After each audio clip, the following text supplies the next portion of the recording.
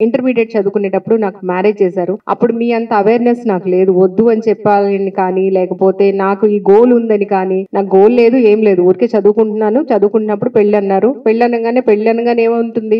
అబ్బా! కొత్త చీరలు కొనిపెడతారు, నగలు కొనిపెడతారని యాక్సెప్ట్ చేసేసి, ఎగిరి గంతేసి పెళ్లి చేసేసుకున్నా. ఇంట్లో వంట చేసుకొని ఉంటున్న నాకు ఒక చిన్న ఫోరమ్‌లో ఒక చిన్న అంటే అది అది అంత పెద్దగా తీసుకోవాల్సిన అవమానం కూడా కాదు.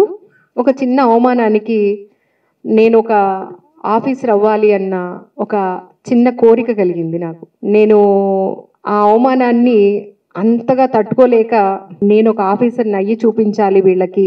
ఎవరైతే అవమానించారో, ఎవరైతే నార్మల్‌గా నన్ను చూసారో వాళ్ళకి నేను ఒక గొప్ప ఆఫీసర్ లాగా అవ్వాలి అని చెప్పేసి ఆ రోజు వచ్చిన థాట్. నాకేం తెలీదండి. నేను నథింగ్. అంటే ఇప్పుడు ఎందుకు చెప్పాల్సి వచ్చింది, వీళ్ళు అడగగానే చెప్పడానికి కూడా ఒక రీజన్ ఉంది. ఎందుకు అంటే మన మైండ్‌లో ఏదైతే ఒక టార్గెట్, నేను ఇది పలానాది కావాలి అంటే గనక దట్ ఈస్ ద సీక్రెట్. ఖచ్చితంగా టార్గెట్ ఫిక్స్ చేసుకుంటే డెఫినెట్‌గా మీరు ఎక్కడికి ఏది కావాలనుకుంటే అది ఖచ్చితంగా సాధించగలుగుతారు.